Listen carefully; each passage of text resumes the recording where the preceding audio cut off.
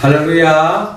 네. 세상 무거운 짐을 지고 가는 우리에게 힘이 되어 주시고 또 무거운 짐을 들어 주시는 우리 주님을 향하여 할렐루야 찬양대에서 귀한 찬양을 올렸습니다. 우리 주님께서 영광 중에 받아 주신 줄로 믿습니다. 찬양의 가사처럼 우리 모든 무거운 짐을 주께 맡기고 주님의 은혜 가운데 참 자유와 기쁨을 누리는 우리 모두가 되기를 주의 이름으로 축원합니다. 그래서 우리 옆 사람 한번 축복하는 말 복음을 나눕시다. 주님께 맡깁시다. 주님께 맡깁시다. 예, 가을이 되니까 시가 많이 떠오릅니다. 가을에 우리가 많이 애독하는 시 중에 내 인생의 가을이 오면 이라는 시가 있는데 어떤 분은 이 시가 윤동주 시다라는 분이 있고 또 어떤 분은 아니다 하는 분도 있어서 그것은 여러분들 한번 개인적으로 살펴보고요. 무엇보다 이 시가 참 너무 좋고 이 가을에 우리가 꼭 읽고 또한 이 시에 걸맞는 우리의 삶의 모습이 되기를 원합니다. 제목은 내 인생의 가을이 오면. 내 인생의 가을이 오면 나는 나에게 물어볼 이야기들이 있습니다. 내 인생의 가을이 오면 나는 나에게 사람들을 사랑했느냐고 물을 겁니다. 그때 가벼운 마음으로 말할 수 있도록 나는 지금 많은 사람들을 사랑하겠습니다. 내 인생의 가을이 오면 나는 나에게 사람들에게 상처를 준 일이 없었느냐고 물을 겁니다. 그때 자신있게 말할 수 있도록 사람들을 상처 주는 말과 행동을 말아야 하겠습니다. 내 인생의 가을이 오면 나는 나에게 삶이 아름다웠냐고 물을 겁니다. 그때 기쁘게 대답할 수 있도록 내 삶의 날들을 기쁨으로 아름답게 가꿔야겠습니다. 내 인생의 가을이 오면 나는 나에게 어떤 열매를 얼마만큼 맺었냐고 물을 겁니다. 그때 나는 자랑스럽게 대답하기 위해 지금 나는 내 마음의 밭에 좋은 생각의 씨를 뿌려놓은 좋은 말과 좋은 행동의 열매를 부지런히 키워야겠습니다.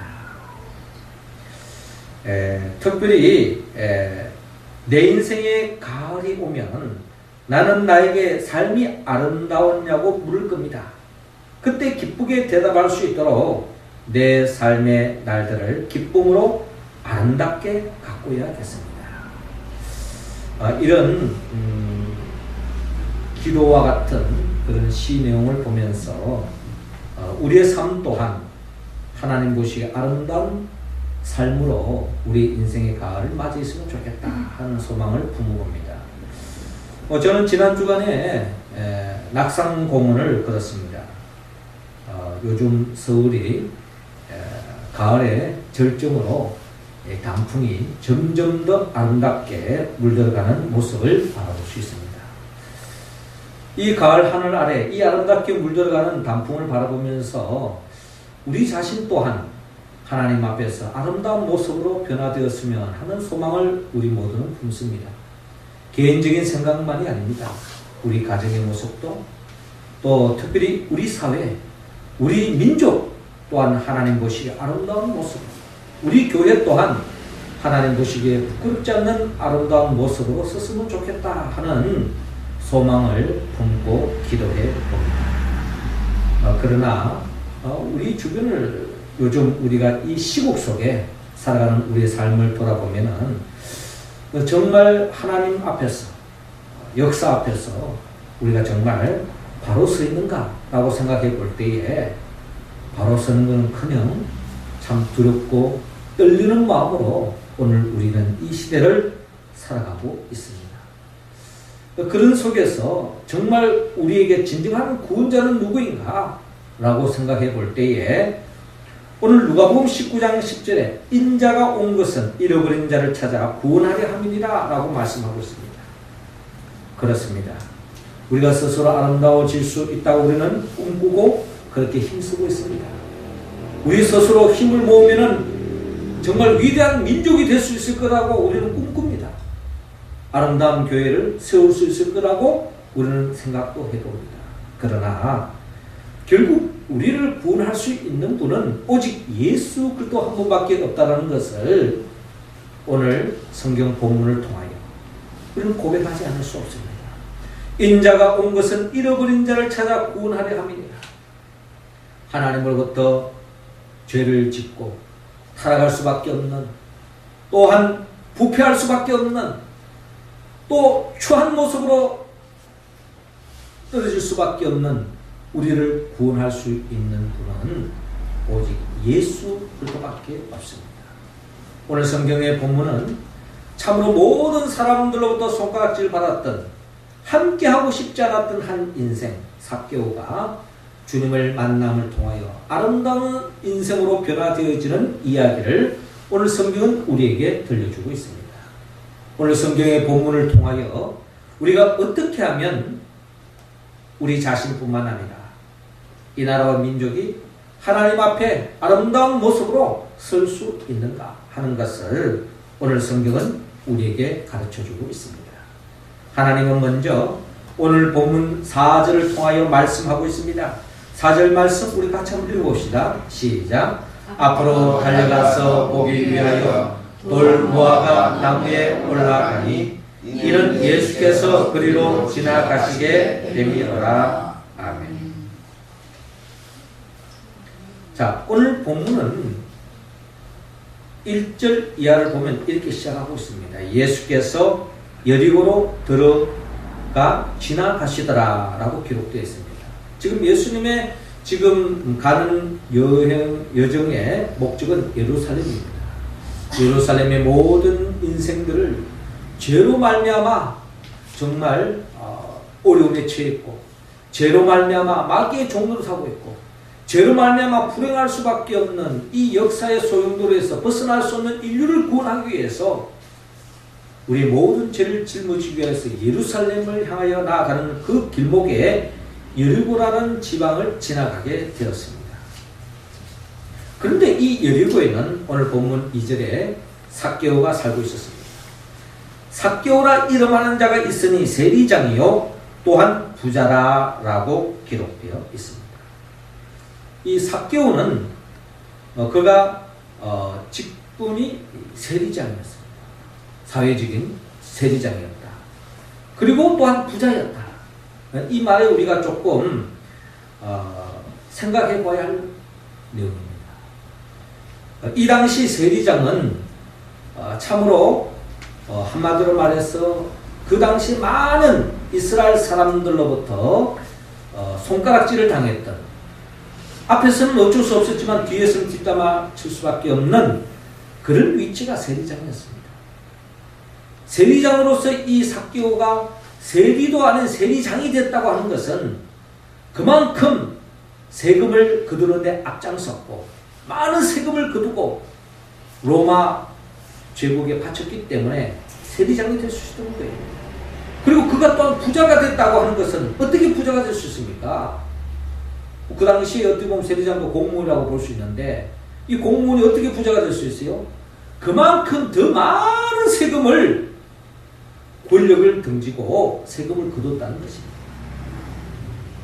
그래서 많은 금액을 로마 정부에 바치고 또 그 이상의 것을 또 챙겨서 자기 배를 채우는 삭개오였다는 것입니다. 지난주에 우리가 나누었던 것처럼 누가복음 18장 11절 이하를 보면 이 바리새인과 세리가 성전에 올라가서 하나님 앞에 기도하는 기도의 내용이 나옵니다.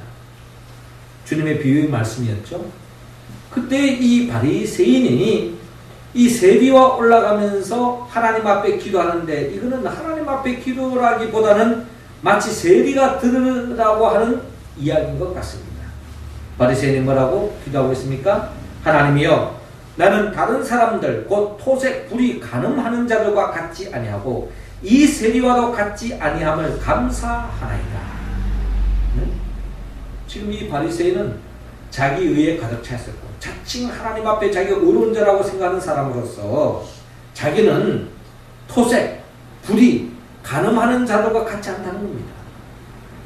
그리고 이 바리새인은 아마 이렇게 이야기 지금 하고 있는 거는 그 당시 세리들이, 많은 세리들이 토색하고 말이죠, 불의하고 간음하는 그런 경우가 많이 있었던 것 같아요.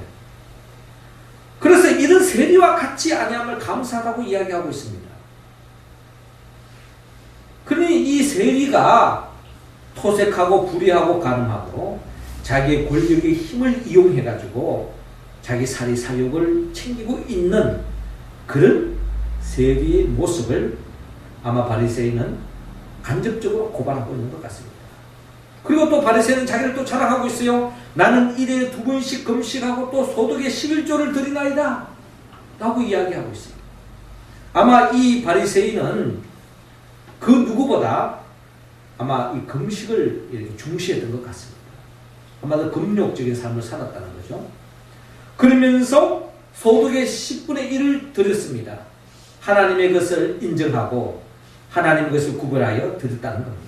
이 말은 간접적으로 볼 때에 이 세리들은 탐욕에 사로잡혀가지고 말이죠, 같은 동족으로부터 손가락질 당하면서도까지도 자기 배만 채우면 된다라고 생각하고 권력의 힘을 얻어가지고 금욕, 금식과는 아무 관계없는 자기 배만 채우고 있는 이 세리들은 그들이 사람의 것만 훔친 것이 아니라 11조 생활도 하지 않는 그런 인생을 살았다는 겁니다. 하나님의 것을 도둑질하니 사람의 것을 도둑질하며 사는 것을 조금 더 양심의 가치를 느끼지 않고 살았던 것이 아마 세리였던 것 같아요. 그런 세리를 비추어서 나는 세리와 같이 아니함을 감사하나이다 라고 하는 이 말에는 이 세리의 의로운 모습도 우리는 볼 수 있지만, 그러나 이 또한 하나님 앞에서 온전한 모습이 아니라는 것을 성경은 우리에게 들려주고 있습니다. 그러나 이 바리새인의 기도를 통해서 이 세리가 그 당시에 많은 사람들로부터 피해를 주고 어려움을 주고 또 하나님 앞에서 죄인 중에 제일하고 손가락질을 받았던 사람인 것은 아마 분명한 것 같아요. 그런 세리로서의 삭개오였다는 것입니다. 그러니 이 삭개오는 많은 사람들로부터 왕따를 당할 수밖에 없었겠죠. 소외된 인생을 살았습니다. 그런데 그가 3절에 그가 예수께서 어떠한 사람인가 하여 보고자 하되 키가 작고 사람이 많아 할 수 없어. 그런데 이 삭개오가 살고 있는 이 여리고에 예수님이 오신 겁니다. 이미 많은 사람들의 소문이 퍼졌던 것 같아요. 그래서 많은 사람들이 예수님을 애워싸고 있습니다. 그래서 삭개오도 그 소문을 듣고 주님께로 다가가서 주님이 어떤 분인가 보고자 하고 주님을 알고자, 주님을 만나고자 했지만 많은 사람들이 애워싸 있었고, 또 그런 삭개오를 향해서 뭐 그냥 사람들이 배려를 해준다든지 아마 그러지 않았을 거예요. 평소에 손가락질 당하는 그 삭개오에 대해서 아주 냉랭하게 대했을지도 모릅니다.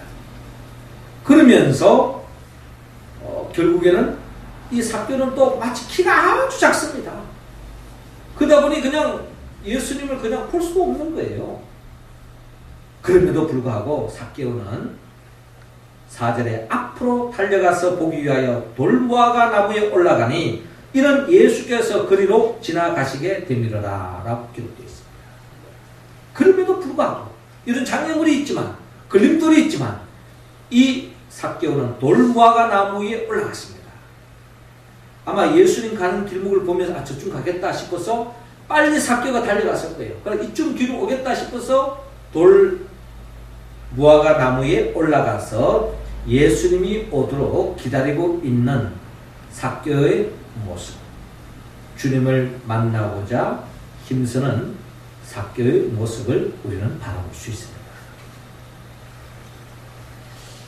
이 삭개오의 모습은 마치 이 가을철에 아주 그냥 맛있게 익은 그 홍시감이 떨어지기를 그냥 밑에서 입을 쫙 벌리고 떨어지기를 기다리는 그런 심령이 아니라 그 맛있는 홍시감을 먹기 위해서 그 감나무 위로 올라가는 그런 심정으로 돌무화과 나무에 올라가서 주님을 만나고자 하는 이 삭개오의 모습은 우리 모두가 본받아야 할 것입니다. 왜냐하면 주님을 만날 때 거기에 희망이 있기 때문입니다.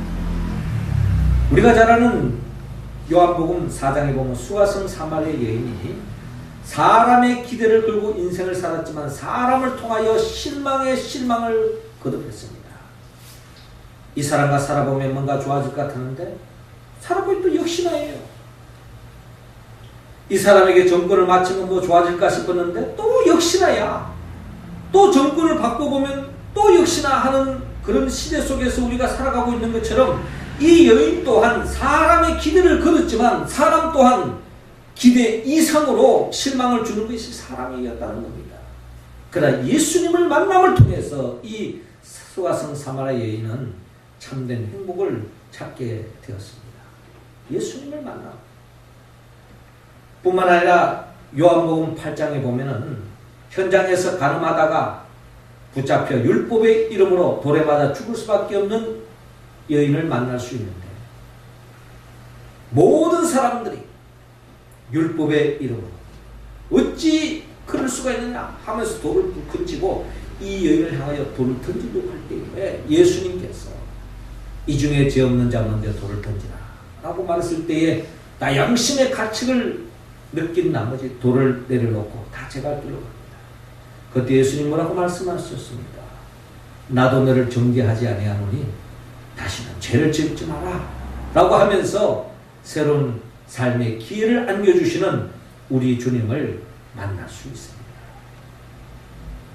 주님께로 가면 정죄하기 앞서서 있는 모습 그대로 품어주시고 이해해 주시고 죄를 지어서 율법의 이름으로 죽을 수밖에 없는 사람도 다시 한 번 더 살 길을 열어주시는 분이 바로 참 좋으신 우리 주님이십니다.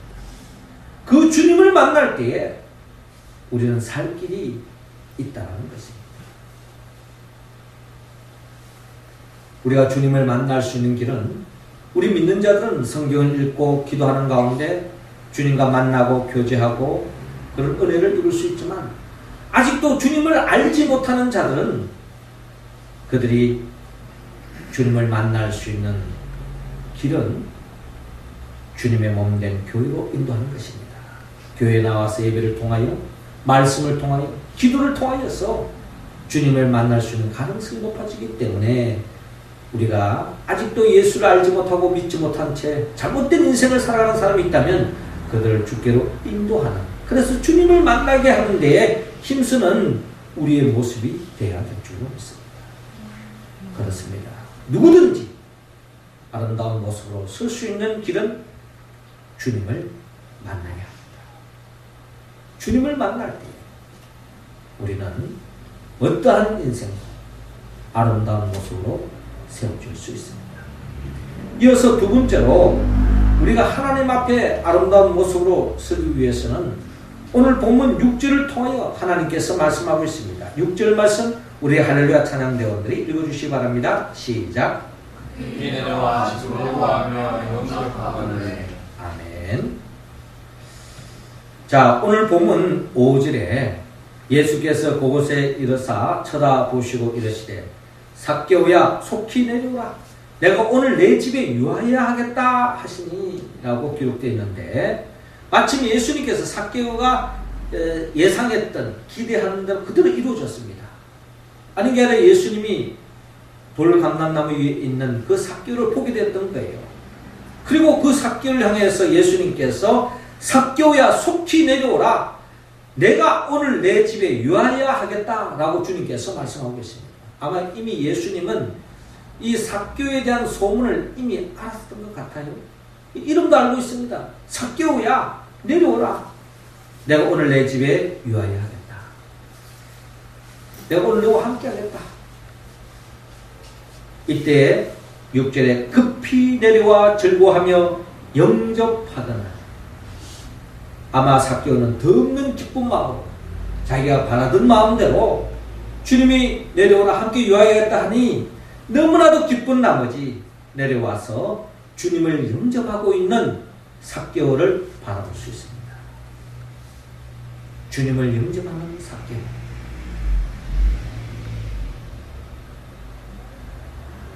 이 영접한다고 하는 이 말씀, 이 영접했을 때에 5절에 예수께서 그곳에 이르사 쳐다보시고 이르시되 삭개오야 속히 내려오라. 내가 오늘 내 집에 유하여야 하겠다라고 말했을 때에 급히 내려와 영접했습니다.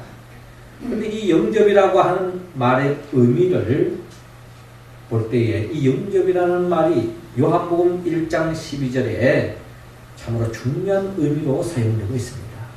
영접하는 자 곧 그 이름을 믿는 자들에게는 하나님의 자녀가 되는 권세를 주셨으니 이는 혈통으로나 육정으로나 사람의 뜻으로 나지 아니하고 오직 하나님께로부터 난 자들이니라 라고 말씀하고 있습니다. 그러니까 우리가 예수님을 만나는 것도 중요하지만 더 중요한 것은 예수님을 영접하는 것입니다. 영접할 때 우리는 하나님의 자녀가 될 수 있고 온전한 구원을 얻을 수 있습니다. 그것은 혈통으로나 육정으로나 사람이 힘으로 되는 것이 아니라 이처럼 예수를 영접한다고 하는 것은 전적인 하나님의 은혜로 말미암아 이루어질 수 있다. 그러기에 구원은 내 힘으로 되는 것이 아니라 하나님의 은혜로 될 수 있다. 내가 아름다운 인생을 살아보고 싶다고 해서 사라지는 것이 아니라 하나님의 은혜가 더해지지 않으면 아름다운 삶으로 나아갈 수 없다는 겁니다. 우리가 이 역사 속에서 아름다운 역사를 만들어 보겠다라고 힘쓰지만 하나님이 도와주지 않으면 우리의 계획은 숲으로 돌아갈 수 있다는 것입니다. 그러므로 우리는 주님을 영접해야 합니다. 네, 오늘은 499주년 종교개혁주일입니다. 그러니까 499년 전 1517년에 루터가 그 당시에 타락했던 중세교회를 고발하면서 95개조의 반박문을 통하여서 종교개혁이 시작되었습니다.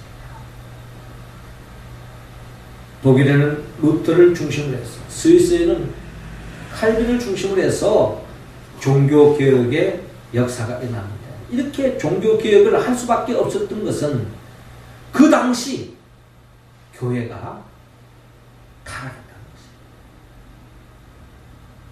교회가 타락했다는 것은 많은 사람들이 예수를 믿는다고 하고 많은 사람들이 교회에 다니고 있고 그 당시 중세 유럽은 모든 사람들이 그 당시에 개인의 종교의 선택이 없었어요.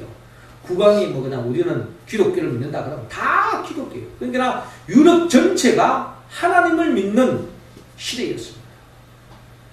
그런 가운데서 하나님 앞에 예배를 드리고 웅장한 교회당을 건축하면서 그때 당시에 건축되었던 게 베드로 성당도 다 그때 시작되어진 거예요. 이렇게 웅장한 화려한 성당이 있었고 그런 속에서 예배를 드렸지만 결국 교회가 부패하고 타락했다는 거예요. 이런 종교개혁에 영향을 준 인문주의자 단테가 쓴 신곡에 보면은 이 신곡의 지옥편에 갔더니 이 단테가 신곡에 보니까 지옥에 갔더니 그 지옥에 교황이 있더라는 겁니다. 그 교황의 이름이 니콜라우스 3세였는데 왜 여기 왔는 거 보니 그 니콜라우스 3세가 교황이 하는 말이 고성제로 자신이 지옥에 떨어졌다고 고백하고 있어요. 고성제로. 고성제가 뭐냐면은 성물이나 성직을 팔아먹은 대가로 돈이나 물건을 챙기는 죄입니다. 그러니까 이 성직이라고 하는 이 직분을 가지고 상업주의에 빠져가지고 자본주의 논리로 말이죠. 그러니까 예를 들자면 어느 지역에 가면은 그게 부자들이 많이 사는 동네예요. 그러면 거기에 다 성직자들이 가기를 원합니다. 그럼 누구를 거기에 가느냐? 교황에게 돈을 많이 바치는 성직자를 거기에다가 지명해서 보는 겁니다. 그러면 그 사람은 돈을 많이 바칠 만큼 또 나름대로 챙기기 위해서 엄청난 돈을 챙기는 거예요. 그러니까 이 성직자가 타락했으니 이거는 참으로 비참한 시대입니다. 교회가 타락했다는 거예요. 그 당시에 무슨 이단을 섬겼기 때문에, 이단 종교를 쫓았기 때문에, 뭐 무당을 쫓았기 때문에, 살비를 쫓았기 때문에, 뭐 그렇다면 그러니 그렇지라고 이야기할 수 있겠지만, 우리 믿는 사람들의 입장에서 봤을 때에 하나님을 섬긴다고 하는, 하나님의 대리자라고 생각하는 교황부터 타락했으니 이걸 누구에게 이야기할 수 있는 겁니까? 우리의 지옥이요, 우리의 부끄러움이라는 겁니다. 그래서 루터가 95개조의 반박문의 그 내용은 한마디로 말해서 죄사함의 역사는 돈으로 되는 게 아니라는 겁니다. 그 당시 성 바오로 성당 그 위대한 건물을 지키기 위해서, 웅장한 건물을 지키기 위해서 면죄부를 팔았던 거예요. 돈만 내면 죄도 살 수 있다는 겁니다. 돈을 많이 내면 구원도 받을 수 있다는 겁니다. 교회에 돈과 권력의 역사가 교회 속에 만무했던 겁니다. 그 교회에서 헌금 많이 하는 사람은 와, 천국에 가서 더 큰 복을 받을 것이다 라고 생각했고, 돈이 많으면 큰 복을 받은 것처럼 생각하는 그런 시대 속에서 타락할수록 타락되고, 성직자들이 그런데 더 눈을 밝히고 자기 배를 채우는 데 앞장섰으니 이들은 있을 수 없는 이야기 아닙니까? 그래서 루터가 95개조의 반박문을 통해서 종교개혁을 일으킨 것입니다. 그 종교개혁의 3대 기치가 있습니다. 오직 성경만이, 오직 믿음으로, 오직 은혜로, 오직 성경으로, 솔라 스크립처. 그러니까 오직 우리가 하나님의 말씀만 붙잡아야 된다는 겁니다. 그 당시 많은 교황들이 하나님 말씀보다는 자기 말의 권위를 더 높였던 겁니다. 성경의 권위를 떨어뜨린 거예요. 그 우리가 구원받을 수 있는 길은, 하나님 만날 수 있는 길은 성경 66권을 통해서 우리가 구원받을 수 있는 길이다 라고 생각하며 하나님의 말씀, 성경을 강조했던 겁니다. 개신교가.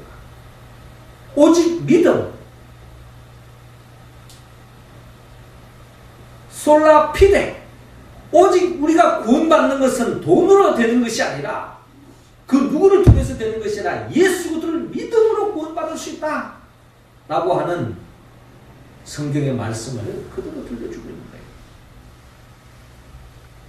그리고 오직 은혜, 우리가 구원받고 하나님 앞에 온전히 쓸 수 있는 것은 전적인 하나님의 은혜요, 은총이라고 증거하고 있습니다. 이게 바로 하나님의 뜻이요, 성경적이라는 겁니다. 그러니까 중세 교회가 왜 타락했느냐? 그들이 온전히 주님을 영접하지 않았기 때문에. 겉으로는 교회에 다닙니다. 성직을 받았습니다. 또 그들은 나름대로 하나님이 기뻐하는 일을 한다고 하지만은 하나님이 주인이 아니라 어느덧 하나님을 부려먹는, 하나님을 이용하는, 자기 사리사욕을 챙기는 데만 급급한 그런 껍데기, 쭉쟁이 같은 신앙인들에 의해서 중세교회가 타락되었다. 근원적으로 따져볼 때에 예수님을 온전히 영접하지 않은 결과다라는 것입니다. 우리는 교회에 나와서 예배를 드림으로 주님을 만날 수 있는 기회를 얻습니다. 더 중요한 것은 주님을 영접해야 합니다. 주님의 통치를 입어야 합니다. 주님의 뜻대로 살아야 된다는 겁니다. 거기에 진정한 구원이 있는 것이지 교회만 쫓아다닌다, 예수 믿는다고 이야기만 한다고 해서 온전한 구원으로 나아갈 수 없다는 것입니다. 그러므로 주님은 우리가 온전한 구원, 하나님 보시기에 아름다운 우리의 삶, 우리 민족이 되기 위해서 주님을 영접해야 된다고 말씀하고 있습니다. 마지막 세 번째로 우리가 하나님 앞에 아름다운 모습으로 설 수 있는 길은 오늘 8절을 통하여 우리에게 말씀합니다. 8절 같이 읽어봅니다. 시작. 삭개오가 서서 주께 여짜오되 주여 보시옵소서, 내 소유의 절반을 가난한 자들에게 주겠사오며 만일 누구의 것을 속여 빼앗은 일이 있으면 내 갑절이나 갚겠나이다. 아멘. 자, 오늘 본문 8절을 우리가 생각하기 앞서 7절을 보니까 무사람이 보고 수군거리기 이르되 저가 죄인의 집에 유하러 들어갔도다 하더라 라고 기록되어 있습니다. 모든 사람들로부터 손가락질 받는 이 삭개오의 집에 예수님이 유한다고 하는 것은 참으로 이것은 많은 사람들에게 질타의 대상이 될 수 있는 거예요. 함께 삭개오를 향하여 멸시하고 손가락질 해야 되는데 이 죄인의 집에 들어가서 같이 식사한다고 하고 같이 있는다고 하니 사람들로부터 어떤 시선으로 주님을 바라봤겠습니까? 아마 곱지 않은 시선입니다. 그럼에도 불구하고 그런 것을 아랑곳하지 않고 주님은 잃어버린 한 생명이라도 더 구원하기 위해서 삭개오의 집에 들어갑니다. 이 속에 삭개오는 주님을 영접함으로 그가 변화된 삶을 주님 앞에 보여주고 있습니다. 주님을 영접한다고 하는 것은 주님 중심으로 사는 겁니다. 주님이 기뻐하는 삶을 살겠다고 하는 삶의 모습인데 이게 바로 오늘 본문 8절에 잘 나타나 있습니다. 주여 보시옵소서. 내 소유의 절반을 가난한 자들에게 주겠사오며 만일 누구의 것을 속여 빼앗은 일이 있으면 내 갑절이나 갚겠나이다. 지난날에 삭개오가 어떤 삶을 살았는지 또 우리가 간접적으로 오늘 본문을 통하여 헤아려 볼 수 있습니다. 자기의 재산, 어떻게 보면은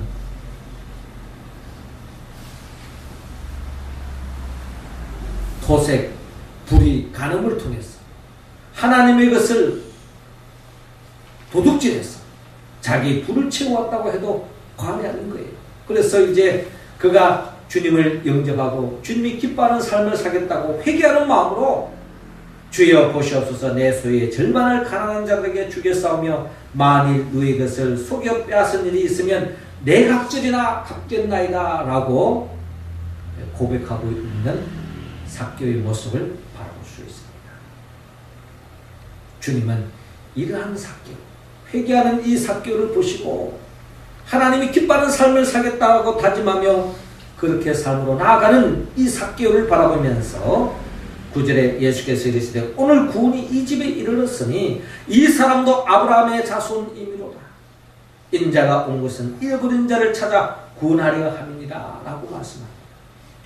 여러분, 잃어버린 자, 주님으로부터 떠나서 죄의 올무에 빠져 마귀의 종로로 타다가 모든 사람들에게 부정적인 영향을 끼치고 자기는 살다고 하지만 자기 목숨 살리기 위해서 다른 사람 어찌됐든 간에 수단과 방법을 가리지 않는 그런 사람들 구원할 수 있는 길은 돌을 던져서 될 일도 아니고 정죄한다고 될 일도 아니고 결국 주님과 같이 주님을 만나고 영접하고 회개할 때에 구원의 길이 열린다는 것입니다.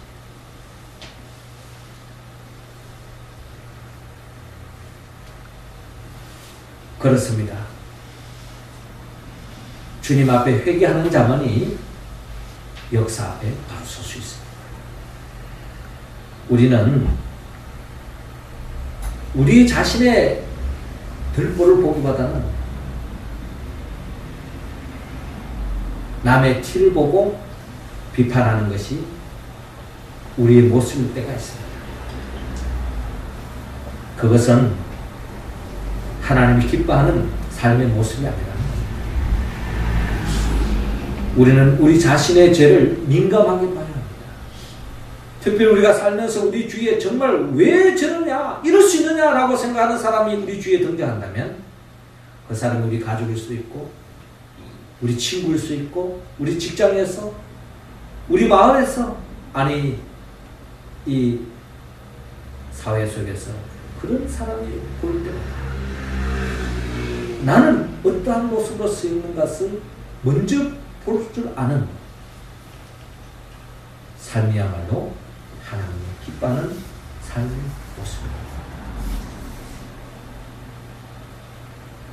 그렇습니다. 하나님은 우리 모두가 회개하기를 원합니다. 하나님이 기뻐하는 삶을 살기를 원합니다. 그런데 이 모든 것이 하나님의 도우심, 성령의 도움이 없이는 우리는 이 말씀에 응답할 수 없습니다. 성령이 도와주셔야만이 우리는 진정 주님을 만날 수 있고 주님을 영접할 수 있고 주님이 기뻐하는 회개의 삶으로 나아갈 수 있습니다. 그러므로 우리는 성령의 도움을 받아야 돼요. 나를 위하여 십자가에 못 박혀 죽으시고 부활하신 예수 그리스도의 영 보혜사 성령의 도움을 받을 때야만이 우린 진정 주님과 인격적인 만남을 통하여 주님을 영접하고 주님의 통치를 따르므로 주님이 기뻐하는 삶, 회개를 통하여 하나님께 영광 돌리는 우리 모두가 될 줄로 믿습니다. 그러한 삶을 통해서 우리 교회가 앞장섬으로 인하여서 이 혼란한 이 시대 속에서 빛을 발하고 소금의 역할을 감당하는 우리 믿음의 사람, 우리 교회를 통해서 이 역사가 바로 서고 하나님 앞에 또한 아름다운 모습으로 세워지는 놀라운 역사가 있기를 주님으로 축원합니다. 기도하겠습니다. 하늘에 계신 우리 아버지, 이 시간 하늘문 활짝 여시사 우리 각자 한 사람 한 사람의 성령의 기름을 부어 주옵소서. 성령님께서 우리를 붙잡아 주지 않으면 우리는 주님을 만날 수 없습니다. 주님을 영접할 수 없습니다. 주님이 기뻐하는 회개를 할 수 없사오니 주여 우리에게 성령의 충만함을 더해 주시옵소서. 우리가 진정 삭개오처럼 변화되어지고 우리 민족이 삭개오처럼 변화되어져서 하나님 앞에 기쁨 드리는 우리의 모습, 우리 민족 될 수 있도록 역사하여 주옵소서. 예수님의 이름으로 기도드립나이다.